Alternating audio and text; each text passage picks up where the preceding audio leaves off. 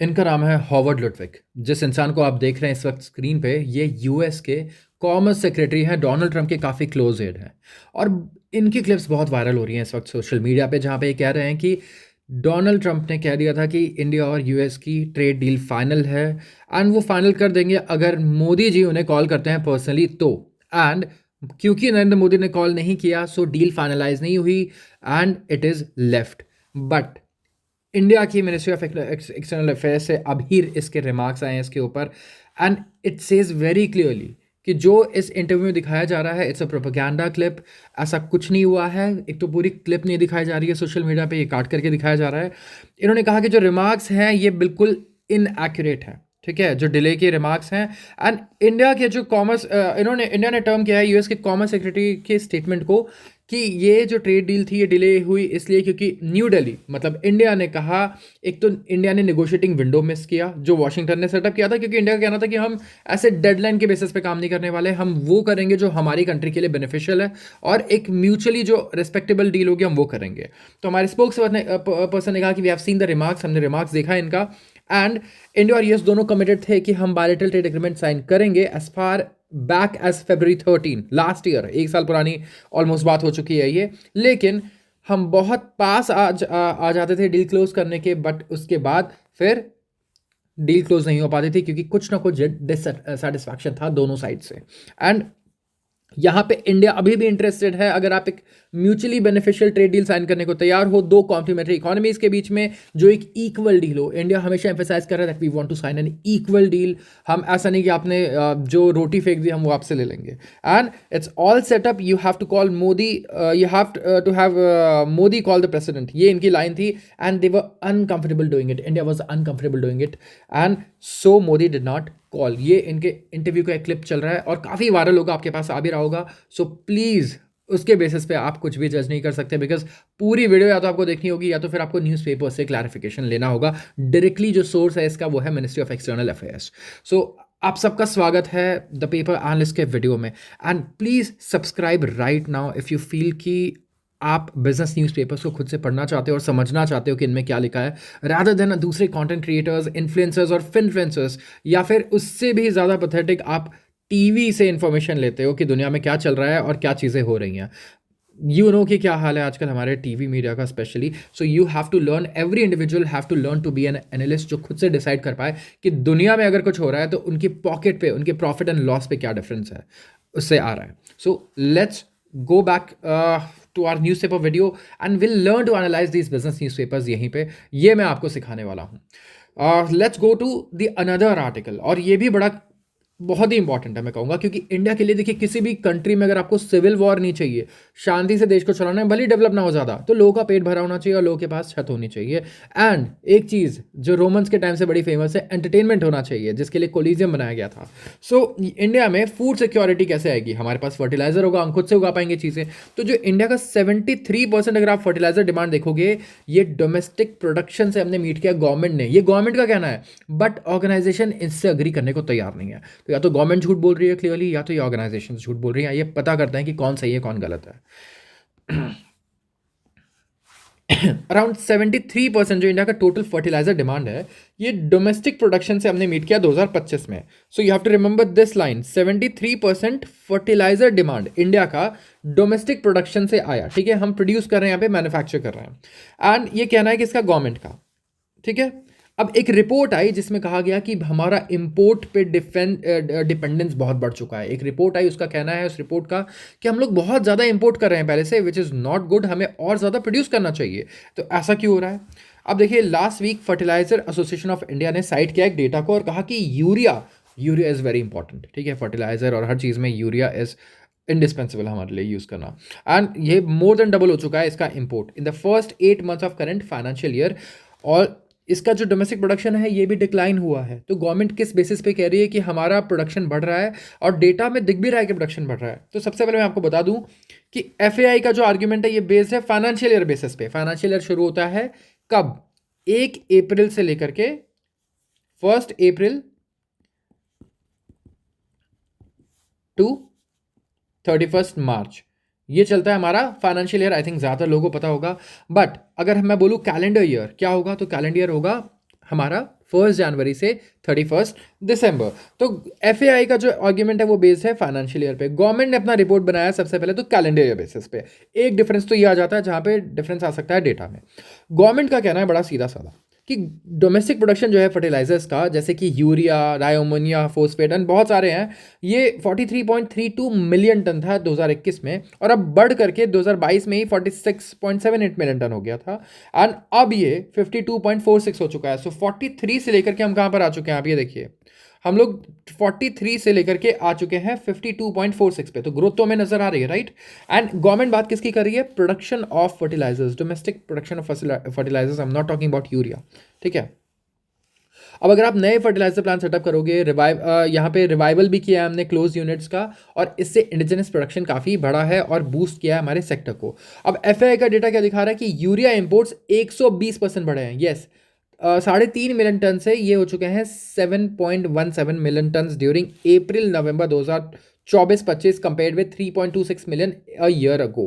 और domestic urea production भी गिरा है 3.7% to 19.75 million tonne during the same period.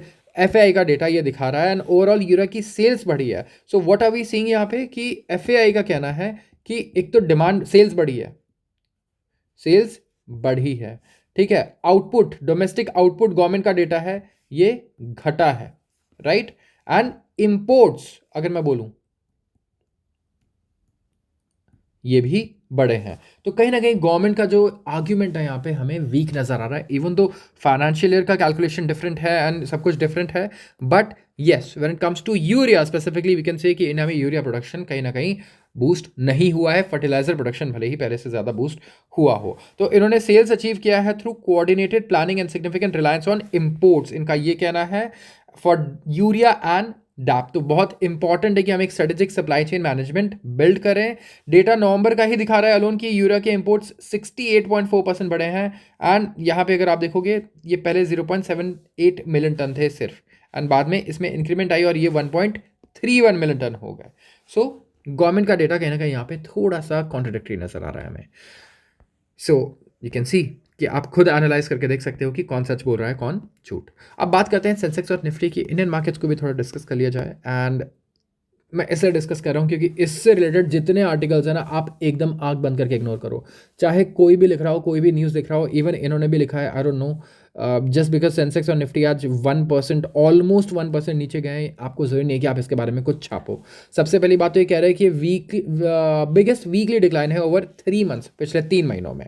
अब इसका कुछ ना कुछ रीज़न बता दिया जाएगा। अगर आज निफ्टी 1% ऊपर गया तो उसके लिए एक रीज़न चिपका देंगे, और अगर 1% नीचे गया तो उसके लिए एक अलग रीज़न बता देंगे। सो इनके पास रीजन जो होते हैं पहले से जमा होते हैं, ये वेट करते हैं कि मार्केट कहाँ जाएगी, उसके हिसाब से हम एक आर्टिकल छाप देंगे। It's that simple.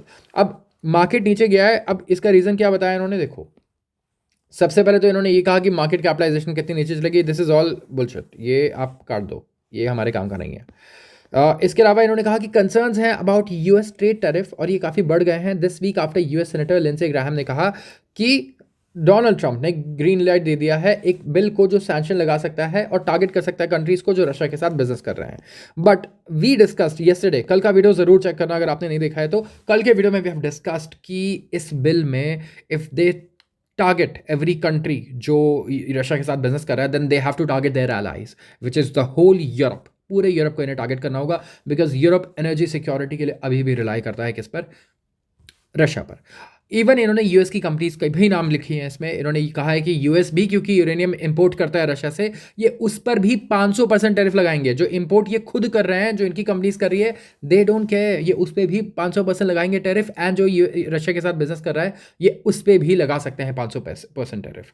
And overall basis पे अगर आप देखोगे तो इनका कहना है कि आईसीआईसीआई और एचडीएफसी बैंक बिगेस्ट ड्रैग रहे हैं सेंसेक्स के ऑन फ्राइडे। बट ये बैंक्स ये नहीं बताया जा रहा है कि अभी तक लाइफ हाई के पास चल रहे थे, बहुत अच्छा भी कर रहे थे, एंड मार्केट अभी भी लाइफ हाई के बिल्कुल पास है, एंड पिछले 3 महीने से इसी रेंज में ट्रेड कर रहा है 500 पॉइंट्स के। एंड जब भी इस 500 पॉइंट के लोअर रेंज पे आता है तो अलग न्यूज़ आ जाती है, अपर रेंज पे जाता है तो न्यूज़ बदल जाती है। अगर आप देखोगे तो वेइंग एफपीआई सेलिंग की बात हो रही है, लगातार हमारे एफआई सेलिंग कर रहे हैं पिछले 3 साल से। इस महीने ऐसा एक भी दिन नहीं हुआ होगा जब एफपीआईज ने सेलिंग ना की हो। You can just go out and check the data. So FIIs are foreign institutional investors, FPIs are foreign portfolio investors, and आप देख सकते हो एफपीआईज रोज सेल कर रहे हैं पिछले 3-4 सालों से, ठीक है, एंड मार्केट ऐसे टाइम पे लाइफ हाई गया है, एंड मार्केट लाइफ हाई जा रहा है लगातार, ठीक है, इनके बिना भी। So just forget about these news जो आप देखते हो शेयर मार्केट से रिलेटेड, जहाँ पे 1% और 2% के ड्रॉप को एक्सप्लेन किया जाता है, because they have to publish something. So even if you don't have something to say, you have to say something, ये आपकी जॉब है।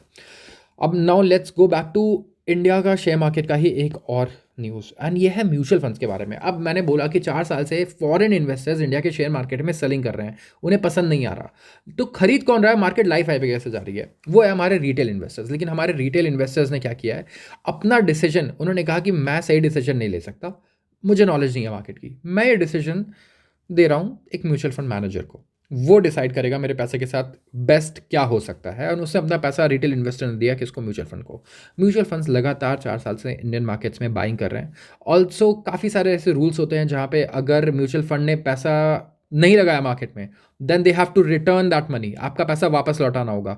तो आज तक मुझे नहीं लगता किसी म्यूचुअल फंड ने पैसा लगाया है, लौटाया है, और हमेशा लगाया ही है चाहे मार्केट कैसे भी हो। So I am not commenting about a single mutual fund but the whole industry. And आप देख सकते हो कि म्यूचुअल फंड इनफ्लोज डिप हुए हैं 6%। लोग अब डर रहे हैं मार्केट में पैसा लगाने से, SIP करने से। दिसंबर का डेटा है ये, एंड रिडेम्पशंस भी 17 मंथ हाई पर आ चुके हैं, मतलब कि लोग रिडीम कर रहे हैं म्यूचुअल फंड से, अपने एग्जिट ले रहे हैं, इसका मतलब ये है। तो नेट इनफ्लोज जो इक्विटी म्यूचुअल फंड स्कीम्स में है, ये डिक्लाइन हुआ है 6%। तो जो पैसा आ रहा था इनकमिंग, अब वो पहले 100 था, अब वो कितना है 94। मंथ ऑन मंथ बेसिस पे ये है 28,000 करोड़। एंड इसके अलावा जो ग्रॉस इनफ्लो है ये बढ़ा है to 68,983 crore, which is also a lot. But redemptions काफ़ी बढ़ गए हैं, मतलब कि लोग पैसा विड्रॉ कर रहे हैं म्यूचुअल फंड से, एंड ये 18% बढ़ के 17 मंथ के हाई पे चला गया है। So this is kind of a sign off, मैं कहूँगा, फियर जो लोगों के दिमाग में है मार्केट में इस टाइम पे। सबसे बढ़िया फियर इंडेक्स अगर हमें लगता है कि क्या है, दैट इज म्यूचुअल फंड का डेटा।